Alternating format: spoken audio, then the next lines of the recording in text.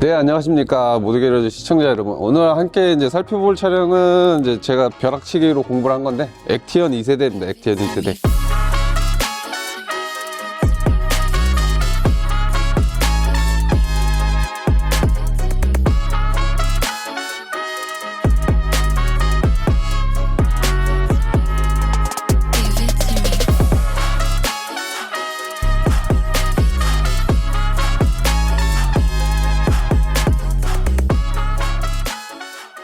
뭐 간단하게 소개를 보면은 원래 익숙하던 파워트레인은 아니에요. 쌍용에서 쓰던 파워트레인은 아니고, 차체 크기 대비해서 엔진이 이제 1500cc 싱글 터보 엔진인데 이제 옛날 방식이에요. 102mm 앞쪽에 있는 방식으로 엔진이 제작되어져 있는데, 이 엔진은 뭐 말이 많아요. 실질적으로 제가 이걸 자료를 조사를 해도 개발을 쌍용에서 했는지, 아니면 테너지라는 회사에서 했는지, 아니면 독일 FEV에서 했는지를 모릅니다. 근데 이 이전 이제 1.6 엔진을 테너지에서 개발을 했다라고 해가지고 그거에 파생된 엔진이라고 저는 생각을 해서 테너지라는 회사에서 개발했다라고 제 생각으로 단정 짓고 말씀드리도록 할게요.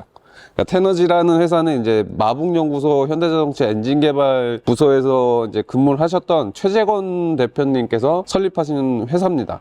그래서 회사 연역은 그렇게 길지 않아요. 2008년도에 설립을 한 회사고, 현대자동차 엔진을 총괄로 하셨던 분이 설립한 회사가 테너지다. 테너지를 설립하기 이전에 이제 독일의 FEV에서도 이제 엔지니어로 근무를 하셨습니다. 그때도 아시아 사장으로 근무를 하셨는데, 이 FEV는 간략하게 소개드리면 이제 독일 회사고, 엔진 연구 개발을 주력으로 하는 회사예요. 그래서 오스트리아 이제 AVL이랑 영국 리카르도라는 회사, 이 세 개의 회사가 모여서 만든 그룹이라고 보시면 될 것 같아요. 그래서 뭐 오스트리아 AVL 같은 경우에는 현대 타오 엔진, 현대 이제 V8 엔진을 개발했던 개발 역사가 긴 회사고, 그리고 영국의 이제 리카르도라는 회사는 모터스포츠를 좋아하시는 분들은 많이들 아실 거예요. 현대 이제 알파 엔진, 이제 스코프랑 엑센트 아반떼까지 올라갔던 알파 엔진을 개발할 때 이제 참가를 했던, 그러니까 요 최재권 대표님이랑 같이 마북연구소에서 엔진을 개발했던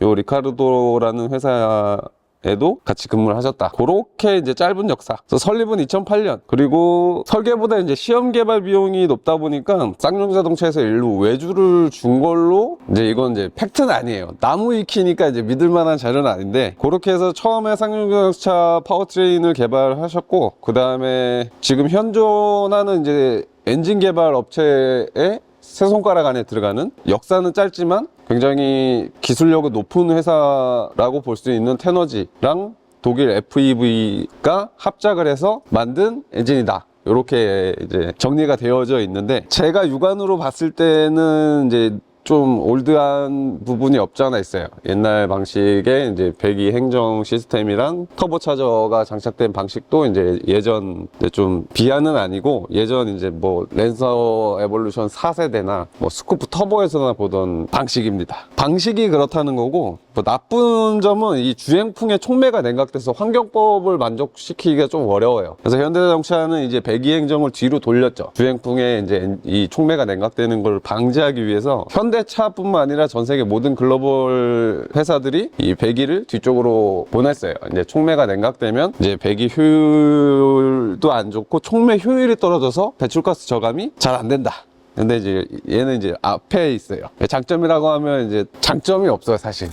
근데 이 최재권 대표님께서 가장 좋아하는 게 이제 토요타 엔진을 굉장히 좋아하신다고 해요. 토요타 엔진이 아니라 토요타의 파워트레인. 그래서 개인적으로 엔진은 이제 자동차에 최적화되어야 한다라는 설명을 하셨는데, 그 말인즉 이제 그 차에 어울리는 파워트레인을 탑재하는 게 가장 좋은 엔진이다. 이 차에 어울리는 파워트레인은 아닌 것 같은데, 하여튼 그렇게 생각을 하시고, 토요타 엔진과 자동차는 이제 밸런스가 잘 맞는다라는 이제 칭찬을 많이 하셨다고 해요. 그래서 이제 현대 하이브리드 스포긴 한데, 토요타가 2.5 하이브리드만 고집하는 이유가 보면 2.5 엔진을 계속 개량하고 업그레이드 해가지고 2.5 하이브리드 엔진 파워트레인이 내구성이나 검증, 그리고 성능, 연비 모든 게 우수해요. 그래서 현대자동차 2.4 하이브리드가 지금 신형으로 나오는 0.6 터보 하이브리드보다 연비가 더 좋습니다. 그래서 토요타가 2.5 NA만 고집하는 이유도 현대자동차는 이제 느끼고 있을 거예요, 필드에서. 왜냐면 2.4 자연흡기 하이브리드가 0.6 터보보다 연비가 좋다라는 거. 그래서 좀 특징이라고 하면 제가 할 말은 아니지만 사전 등록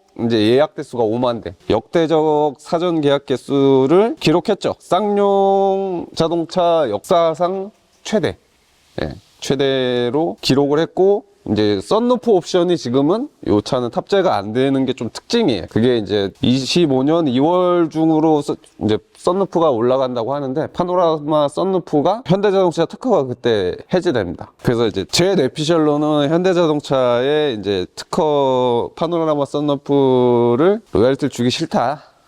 그냥 특허 만료되면 그때 올리겠다라는 생각으로 뿐이 안 들립니다. 차체 얘기가 있는데, 차체가 이제 현대차처럼 오픈되어 있는 소스는 아니에요. 근데 고장력 강판을 74%를 썼다라고 하는데, 74%의 뭐 하이스틸, 이제 핫스탬핑이라고 하는 건데, 대표적으로 쌍용차는 포스코에서 소재를 가져다 씁니다. 현대자동차는 이제 현대제철이라고 자회사의 철을 쓰는데, 초고장력 강판이라고 하면 이제 보통 1500 메가파스칼 이상이 되는 게 이제 초고장력 강판이라고 하는데, 이게 깔려고 하는 게 아니라 실제로 실제로 이제 이 옵셋 충돌이라고 하는 이 A존이 있어요. 이 A존이 투싼하고 스포티지는 보강이 돼 있습니다. 근데 지금 도면에 보시다시피 액티어는 없어요. 그 옵셋 충돌 이제 힌지 보강이라고 하는 부분이 없습니다. 그리고 2열 핫스탬핑이 적용이 안 돼 있습니다, 액티어는. 그래서 이 쌍용 차들 잘 됐으면 합니다, 저는. 잘 됐으면 해요. 까는 게 아니라 잘 됐으면 하는데, 이제 소비자분들한테 그냥 팩트만 전달하려다 보니까 이제 찾다가 보니까 이렇게 나오는 건데, 그 A존 옵셋 충돌 대응하는 그 힌지 보강도 되어 있지 않다.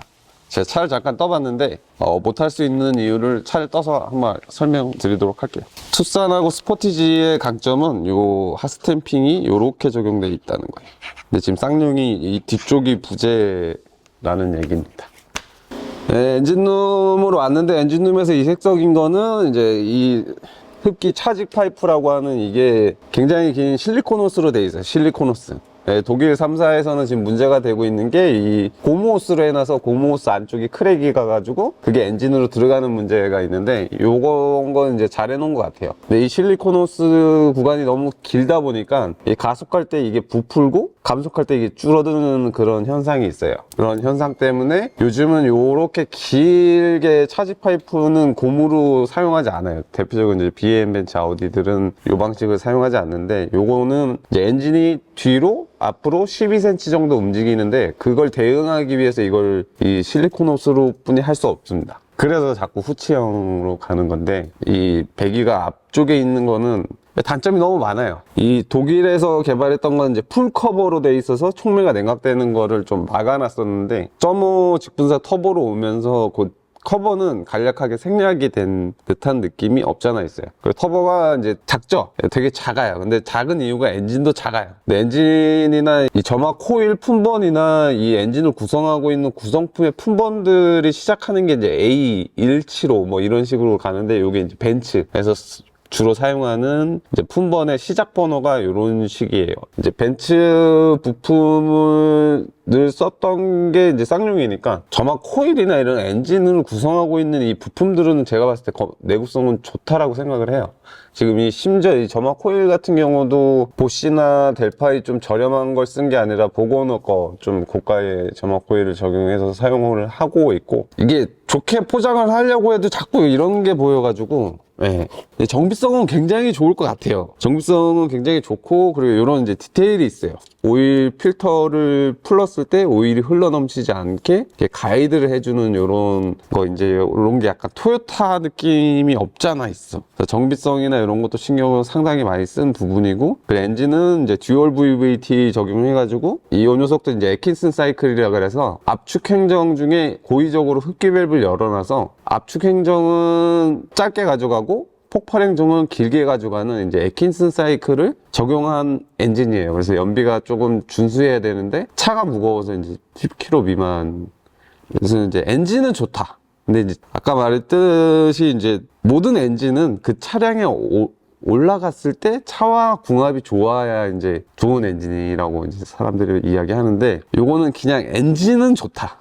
엔진은 굉장히 준수한 출력에 준수한 토크가 나와요. 그래서 토크는 심지어 현대차들보다 토크가 더 높게 나옵니다. 근데 현대차보다 차량의 이제 크기나 무게나 이런 게 조금 손해가 있고, 그리고 20인치 휠 타이어를 적용을 하다 보니까 이제 가속할 때 조금 터보 렉 같은 느낌이 있어요. 근데 터보 렉은 아니에요. 제가 느낄 때 터보 렉은 아니고, 왜냐면 터빈이 이렇게 작고 쪼만해요. 그래서 이게 터빈이 금방 활성화되는 장점이 있고, 그리고 터빈도 지금 전자식으로 제어하고 있는 방식이에요. 예전 이제 액추에이터 제어 방식 같은 경우에 액추에이터가 열리는 횟수로 터빈의 부스트를 제어하는 방식들은 터보 렉이 있을 수뿐이 없습니다. 근데 이렇게 전자식으로 제어하는 방식들은 터보 렉이 현재 적어요. 이 녀석은 이 엔진이 가지고 있는 터보 렉이라기보다는 미션 슬립이랑 차 자체가 무겁고 굼뜨는 현상이 있어요. 그건 이제 파워트레인이, 그러니까 이 엔진이 감당하기에 좀 너무 헤비한 거 아닐까라는 추측을 합니다. 여기 이제 하이브리드만 적용을 했어도 많이 좋았을 텐데 그럴 돈이 사실 없죠, 쌍용은. 그게 조금 아쉽고, 쌍용차가 엔진룸에서 가장 잘하는 거는 이 히트실드. 쌍용차들이 이제 배터리 내구성이 굉장히 좋아요. 내구성이 좋은 이유가 배터리라는 게 이제 열에 굉장히 약해요. 열을 차폐해주는 히트실드를 제가 봤을 때는 독삼사랑 한국, 일본 모든 메이커를 뒤져봐도 쌍용차만큼 이 배터리 히트실드를 잘 해놓은 브랜드는 없다. 독일 3산 애초에 이제 이 엔진룸에 배터리를 배치하지 않으니까, 근데 엔진룸에 배터리를 배치를 하는 차량 중에서는 쌍용차만큼 이렇게 히트실드를 잘 해놓는 차는 없어요. 요거는 굉장히 칭찬할 만한 영역이에요. 그리고 좀 독일에서 개발했던 엔진의 느낌이 나는 녀석이 요겁니다. 요게 이제 진공 펌프라 그래가지고 엔진이 가동되고 있으면은 이제 요 진공 펌프를 배기 캠축에 물려놔서 엔진이 굴러가는 동안은 계속해서 이제 진공을 형성해서 브레이크 마스터 실린더나 엔진이 필요한 진공 라인들에 공급을 할 수 있다는 거. 진공 펌프를 캠축에 박아놓는 형태는 현대기아는 사용하지 않아요. 현대기아는 그냥 전동식 모터로 사용을 하는데, 예전 차들은 이제 진공 펌프가 없죠. 그래서 예전 차들은 시동이 꺼지면은 브레이크가 안 먹는 문제가 있었는데, 쌍용차는 시동이 꺼져도 엔진이 돌아가기만 하면, 그러니까 지면에 붙어서 미션이 엔진을 돌리는 거죠. 그래서 미션이 엔진을 돌리는 상황일 때는 브레이크가 항시 작동을 한다. 안전성에 관련된 부분은 좀 잘해 놨어요. 그 다음으로 이색적인 거는 이제 엔진룸에서 엔진이 센터 쪽으로 많이 와 있는데, 이 뒤쪽 공간이 넓다 보니까 뒤쪽에 이제 흡차음을 할 수 있는 흡음재랑 방진 패드 같은 걸 많이 설치했어요. 실질적으로 이 엔진이 굉장히 시끄러운데,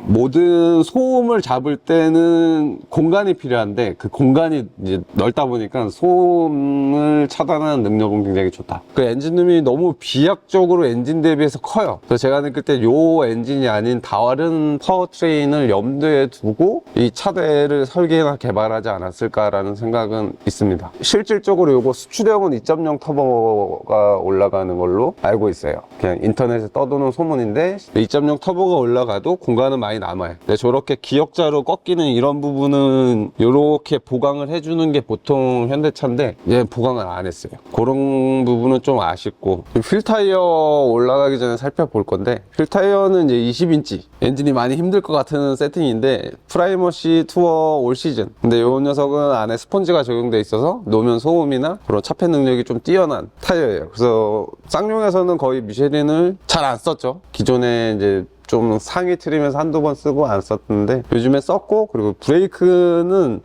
너무 작아요. 지금 아반떼급이에요.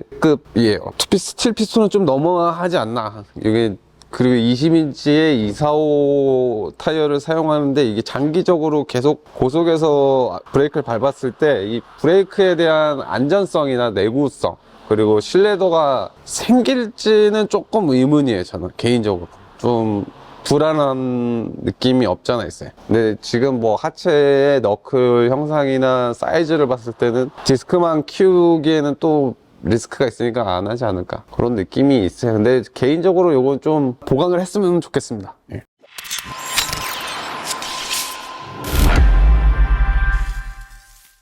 네, 하체로 왔습니다. 하체에 왔는데 이제 현대기아 소형차, 소형 SUV나 소형차에서 사용하는 H 서브 프레임, 그래서 날개 형태 서브 프레임이라고 해가지고 이 SUV에서는 이제 소형 SUV에서는 쓰는데 좀 큰 체급으로 가면 안 쓰는 타입이에요. 요즘은 그리고 소형차 준준형도 안전성 때문에 이 우물정차 프레임을 가고 있는데 요 녀석은 그거는 적용이 안 돼 있는데 좀 되게 특이한 게 뭐냐면 여기에 이미 우물정차 프레임 멤버를 고정할 수 있는 메인 프레임이 내려와 있다는 거예요. 내려와 있는데 연결을 시키지 않았다는 게 저는 굉장히 이게 이해가 안 돼요. 저는 개인적인 상식적으로는 이해가 안 되는 구성입니다. 굳이 이거를 메인 프레임이라고 할 수 있는 프레임을 이렇게 밑에까지 내려놓고 이걸 단순히 전판대를 고정하기 위해서 해놨다? 근데 더 중요한 건 힌지 보강이라고 해서 이렇게 이제 크로스로 보강하는 방식이 있어요. 그러니까 다리를 지을 때도 뭐든지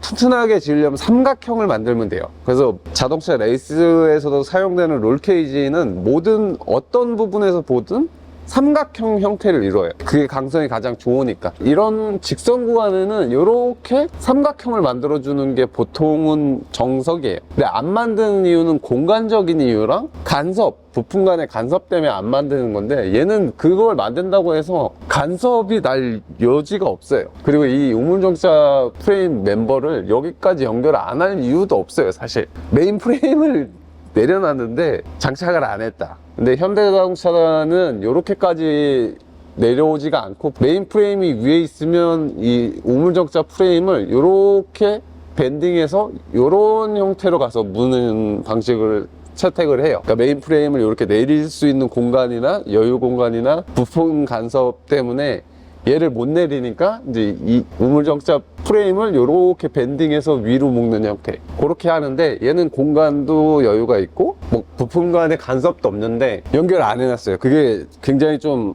의아해요. 근데 휠하우스가 굉장히 비약적으로 큽니다. 그래서 오프로드를 하는 차량만큼 휠하우스는 굉장히 광활하게 넓은데 이 앞쪽에 보강이 하나도 안 돼 있다는 거예요. 이 하체가 위아래로 이렇게 움직이려고 하는 비틀림을 얘가 온전히 공중에 떠 있는 형태의 멤버예요. 이게 이제 그거를 버텨주겠냐는 게 이제 제 개인적인 생각이에요. 요즘 아반떼도 안 쓰려고 하는 방식인데 얘는 쓰고 있어요. 휠 타이어는 또 20인치를 사용을 하고 있고, 그러니까 겉모습만 보면 굉장히 내실 있고 탄탄해 보이는데 실질적으로 떴을 때는 좀 많이 실망스러워요. 개인적인 생각입니다. 그리고 이 미션 같은 경우도 지금 아이신 3세대 미션인데 이게 요 미션이랑 완전 똑같이 생긴 게 이제 미니 F56 F56이나 미니 옛날 구형차들이 요 미션 크기랑 이 구성이 똑같아요. 그러니까 아이신 6단 미션을 뭐 처음 썼던 게 현대차, 현대 뭐 옛날이죠. 2002년도 뭐 투스카니 엘리사 이런 차에 썼던 아이신 미션이에요. 근데 이게 BMW에도 쓰고 현대차도 쓰고 많은 브랜드가 쓰는 아이신이라고 하면 좀 믿을 수 있는 회사니까 전륜의 가로 배치에 매칭이 좋은 미션 하면 아이신 미션이 가장 먼저 떠오르는 게 이제 저 같은 아저씨들의 생각인데 이제 너무 오래되지 않았나라는 생각이에요. 요즘 혼다나 뭐 토요타는 전륜 10단을 가고 있는 마당에 지금 6단이에요. 근데 그게 이제 파워트레인이 비약적으로 크다. 뭐 V6나 아니면 직렬 5기통이나 뭐 그렇게 파워트레인이 엔진이 비약적으로 크게 차지해서 이 미션을 넣을 수 있는 게 이제 6속분이 넣을 수가 없다면 이제 이해를 할 수가 있는데 이 녀석은 6속분이 못 넣은 게 아니라 이 뒤로 공간이 굉장히 많아요. 그러니까 8단이나 10단을 넣을 수 있는 공간은 남아 있다는 거예요. 그리고 이거 1500cc 가솔린 터보 엔진이고, 그러니까 엔진도 작고 미션도 작고 잘 됐으면 합니다. 저는 쌍용이 잘 됐으면. 근데 이 미션은 뭐 특별한 고질이나 고질병이나 이런 게 없어요. 뭐 미니같이 진짜 공간이 안 나와서 이 똑같은 미션이 이제 미니가 쓰는데 미니에 올라갔을 때 이 미션이 굉장히 커 보이거든요. 근데 지금 굉장히 작아 보이는 이유는 상대적으로 공간이 많이 남아서 작아 보이는 것 같아요. 그 다음에 얘가 지금 엄밀히 따지면 경쟁하고 있는 게 뭐죠? 스포티지 투싼이 제일 크죠. 아, 스포티 투싼이랑 얘랑 라이벌이죠. 근데 안 될 것 같은데. 근데 모르겠어요. 왜 우리나라 사람들 외관이나 이런 디자인에 굉장히 많이 신경 쓰기 때문에 솔직히 그게 구매의 가장 큰 포인트이기도 하고, 저같이 이렇게 막 이런 걸 따지시는 분들은 사실 없잖아요. 저는 뭐 제 개인적인 생각을 이야기하는 겁니다. 솔직히 석박사들이 만들었는데 제가 뭐라고 이거를 차를 까겠습니까? 근데 제가 보여지기엔 너무 옛날 시스템 같다라는 느낌. 배기관도 지금 엔진 밑으로 내려오기 때문에 이 배기관 때문에도 이 파워트레인을 많이 못 내려요. 이 배기 파이프가 만약에 2.0 터보나 뭐 3.5 V6 같은 경우는 이 배기 라인 때문에 엔진 파워트레인을 밑으로 못 내려서 저중심 설계가 안 된다는 단점 때문에 배기를 뒤로 보내는 거예요. 뒤로 보내면 배기 라인도 짧아지고 촉매 장치의 냉각도 막을 수 있고 엔진도 더 내릴 수가 있어서 저중심 설계가 돼요. 그래서 독삼사나 현대기아가 이 배기를 뒤로 보내는 이유도 그런 이유도 많아요. 이 파워트레인을 내릴 수가 있으니까. 그리고 롤로드 방식, 요거 요즘에 안 쓰는데 요즘에도 많이 쓰긴 써요. 네, 전륜 소형차들은 아직 롤로드 방식의 요 마운트 방식을 많이 쓰는데, 얘는 이제 좀 특이한 거는 마운트 부싱을 2개를 써가지고 그나마 좀 소음 진동을 억제하려고 하는 모습이나 노력이 보인다 정도? 그 정도는 보여요. 그 엔진 금형은 굉장히 좋은 금형을 쓰는 것 같아요. 이 표면이나 이런 처리는 굉장히 잘 되어져 있어요. 알루미늄 팬인데 이제 강성 있게 이렇게 따로 기둥을 세운 모습들도 좀 인상적인 부분이고, 그 엔진에 이제 크랭크 샤프트가 기밀이 안 돼 있어요. 그게 조금 아쉽네요. 보면 뒤에가 뚫려 있어서 실질적으로 스타트 모터가 돌리는 기어가 외부로 노출되어 있습니다. 이런 경우 이제 이물질이 들어가는 경우가 많아서 보통의 브랜드들은 다 막아요. 근데 열어놨네. 그 하체 이제 너클이나 이런 건 SUV다 보니까 소형화되어 있는 시스템에 너클을 알루미늄을 적용하기가 좀 힘드니까 스틸을 사용해가지고 그냥 부품의 장기적인 내구성이랑 신뢰도를 높이겠다라는 방향으로 간 것 같아요. 너클을 알루미늄을 적용하면은 가볍고 부식에 강한 장점은 있지만 스틸의 강성을 내려면 굉장히 커져야 돼요. 그러니까 이 너클 자체가 굉장히 비약적으로 커져야 되는 단점이 생겨요. 그래야 스틸과 똑같은 강성을 낼 수가 있으니까. 그러니까 알루미늄으로 스틸의 강성을 내려면 이 너클이 실질적으로 이만큼 커지는 거죠. 근데 커졌을 때 이 부품의 설계랑 이 하체 지오메트리 설계를 전부 다 다시 해야 돼요. 새롭게. 그러니까 그런 거는 독삼사도 조금 꺼려하는, 지향하는 방식의 이제 개발 방식이에요. 그러니까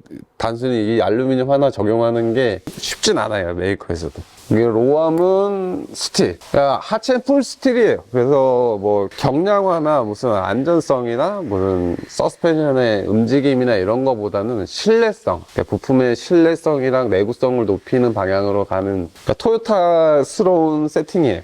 토요타도 다 스틸입니다. 풀 스틸이에요. 토요타 뭐 명차라고 하는 라브4는 아직 신형을 못 봤지만 라브4 구형, 뭐 캠리, 어코드 뭐 다 스틸이에요. 그래도 일본 차가 많이 팔리는 게 그 부품에 대한 신뢰성이나 내구성을 확보했기 때문에 많이 팔린다라고 저는 개인적으로 생각을 해요. 이쁘게 뭐 알루미늄 떡칠해놨는데 포털 밟았더니 하체가 부서져. 그러면 이제 쓰레기차가 되니까 하체 부품은 그런 경량화나 부식보다는 신뢰성이 높아야 된다라고 저는 개인적으로 생각을 해요. 하체 이제 중간에 왔는데 중간쯤에는 이제 배기 머플러, 부소음기가 굉장히 커요. 그러니까 엔진이 내고 있는 소음이 상대적으로 크다라고 저는 생각을 하고 있어요.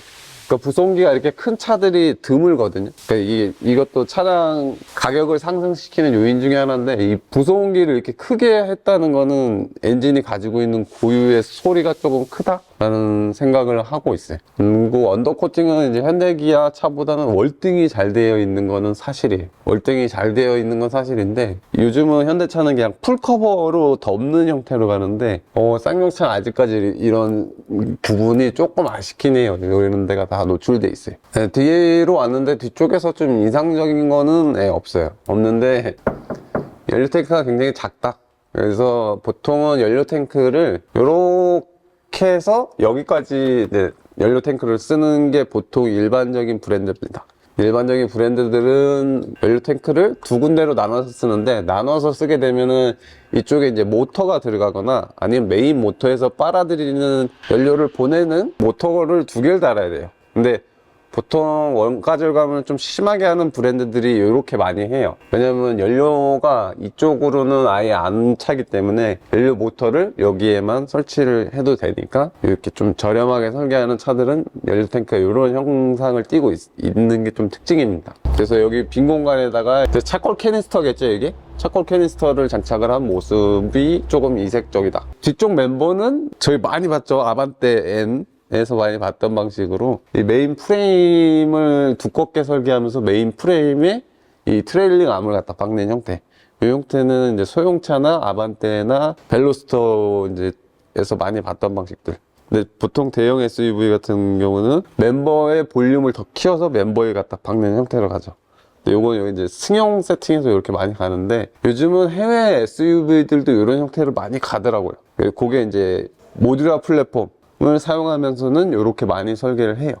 근데 요거를 현대기아는 이종재 부싱이라 그래가지고 이 상하의 고무의 재질이랑 좌우의 고무 재질을 바꿔요. 그래서 좀 승차감이랑 탄탄함을 동시에 잡는 그런 이종재 부싱을 사용하는데 요 녀석은 없어요. 좌우측에는 부싱이 없습니다. 그래서 앞뒤로 움직이는 롤이나 이 노즈다운에는 좀 취약한 그런 게 있는데 뭐 아무래도 승차감 쪽을 개선하는 방향으로 세팅을 한 거 아닐까라는 개인적인 뇌피셜을 좀 생각을 합니다. 머플러는 세종 머플러급으로 굉장히 머플러 라인은 좋아요. 머플러 밴딩이나 용접 퀄리티나 이런 거 굉장히 좋은 제품으로 잘 되어져 있습니다. 그 뒤쪽 로우암도 픽업 포인트가 안쪽으로 굉장히 많이 들어와 있어서 승차감 영역에선 굉장히 좋을 것 같다.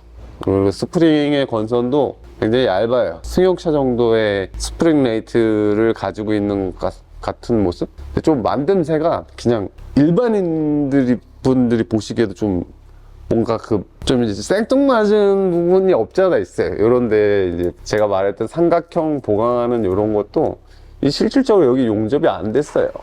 메이커에서 만들어서 용접을 하는 수준은 시건 좀 그렇다. 용접이 전체적으로 둘러지지가 않아요. 그래서 보통 레이저 컷을 해가지고 딱 맞게 단차에 맞게 이제 가공을 해서 용접을 하는데 멤버는 용접 퀄리티가 뭐 그렇게 좋지는 않습니다. EPB 브레이크 적용돼 있고 좀 특이한 거는 보통 가속을 하면 이게 EPB가 풀려거나 가속이 안 돼야 되는데 이 녀석은 잡혀 있는 상태에서 주행이 되더라고요. 좀 특이하더라고요. 뒤쪽 쇼바도 그렇고 앞쪽 쇼바도 그렇고 쇼버는 이제 만도에서 납품 받아가지고 장착을 한 것 같아요. 그래서 서스펜션을 좀 하드하게 세팅을 해놨다라고 얘기를 하는데 타이어는 또 승차감이 좋은 타이어로 좀 모르겠어요. 개인적으로 이런 방법은 좀 특이한 방법인 것 같긴 해요.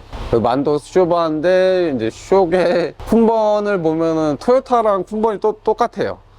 토요타 하체 품번 시작 번호랑 똑같아요. 45310이면 보통 토요타에서는 조향이나 스티어링 쪽에 들어가는 품번인데 서스펜션 품번은 토요타고 엔진의 품번은 또 벤츠고 좀 이색적인 글로벌 합작품 같은 느낌이 있어요. 그 EPB 브레이크 이런 마감이나 이런 케이블 타이를 이런 건 또 케이블 타이도 제대로 잘라놓지도 않았어요. 그리고 케이블 타이로 마감을 하는 브랜드는 영국 로터스나 이탈리아 페라리 그런 수제차 차들한테서나 볼 수 있는 건데 완성차에서 보기에는 조금 특이하다. 뭐 영국이랑 이탈리아 감성이 좀 있고 서스펜션은 또 토요타의 감성이 있고 엔진은 벤츠의 감성이 있고 미션은 이제 일본의 느낌이 또 있고 되게 글로벌한 느낌이 많이 드네요. 이 밑에는 왜 뚫어놨는지 이해는 못하겠어요. 이 전체적인 강성만 낮아지는데 뚫어놨다. 그리고 뒤에 마감은 잘 해놨어요. 현대기아 차들은 이게 그냥 낙하선이거든요. 전체적으로 이런 가드가 없어요. 범퍼 전체가 그냥 이런 형태로 되어 있어요. 그래서 이게 고속 항속 주행할 때 굉장한 공기 저항을 받는 부분인데 마감은 잘 해놓은 것 같아요. 근데 좀 실망스러운 거는 이런 케이블 타이 마감이랑 그런 거? 그리고 스테빌라이저의 고정 포인트가 이제 너클인데 이 스테빌라이저의 형상이 굉장히 그렇게 좋진 않아요. 좋진 않다는 게 이 휠을 바꾸면 휠이 이제 이 스테빌라이저 바에 닿는 메이커는 이 쌍용이 최초일 거예요, 아마. 그러니까 옵셋이 좋은 휠을 끼면은 이 스테빌라이저 바에 닿는 거죠. 보통의 일반적인 브랜드는 스테빌라이저 바를 여기서 끝내고 링크를 길게 가져가거나 링크를 이제 이 로우암에 고정하는 형태로 가져가요. 근데 로우암에 고정을 하게 되면은 이 스테빌라이저를 또 두껍게 가져가야 돼요. 여기 이제 지렛대 역할이라 그래서 스테빌라이저 바는 자꾸 헷갈리시는 분들이 많은데 스테빌라이저 바가 두껍다고 스쳐감이 하드해지고 롤을 잘 잡는 게 아니에요. 그러니까 원리는 두꺼워지는 게 맞지만 제일 중요한 건 어디에 고정을 하느냐가 제일 중요해요. 그러니까 저희가 쉽게 말해서 지렛대 역할을 하는데 지렛대를 이쯤 장착해 놓으면 이 지렛대로 쉽게 들 수가 있죠. 근데 지렛대 끝에 무거운 물체를 올려놓고 들으라고 못 들잖아요. 그러니까 스테빌라이저 봐도 똑같아요. 지렛대 원리라서 고정되는 포인트가 어디냐에 따라서 스테빌라이저 바의 두께가 바뀌어요. 근데 자꾸 이 두께 가지고 승차감이 셀 거다 약할 거다 이런 거는 이제 하지 말았으면 좋겠다. 이렇게 하고 뒤에 하체까지 다 마무리를 본 것 같아요.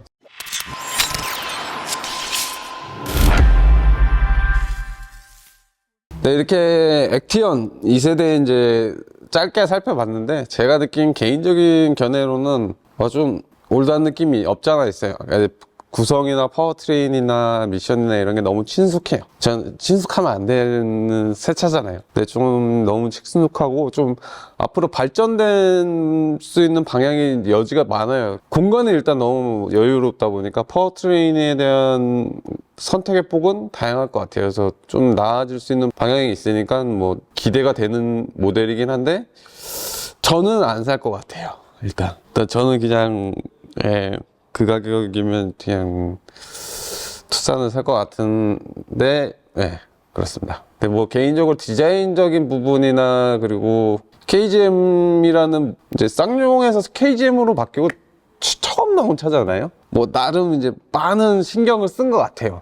왜냐면 휠, 뭐 디자인, 뭐 이런 오프로드의 상징 같은 이런 느낌? 디자인에 몰빵했다. 약간 이런 느낌이 있습니다. 예. 그래서 뭐 개인적으로 추천드릴 수 있는 부분은 디자인. 예. 그리고 파워트레인이나 이제 미션은 그래도 고장은 안 날 거다. 현대 건식 DCT급은 아니다라는 느낌. 예. 그래서 뭐 선택을 알아서 어차피 뭐 디자인 보고 차 사시는 분들은 다 디자인 보고 사는 거고 저같이 좀 검증된 걸 원하는 소비자분들한테는 추천드릴 수는 없을 것 같긴 합니다. 그리고 차급은 이제 저는 이제 액티언이라고 했을 때 약간 오프로드 남성의 야성성 같은 느낌의 기대감이 커서 좀 편파적으로 제가 찍었던 것 같아요. 근데 그냥 도시명 SUV나 일상용 데일리 차량으로는 뭐 충분하다 이렇게 하고 마무리하도록 하겠습니다. 그럼 시청해 주셔서 감사합니다.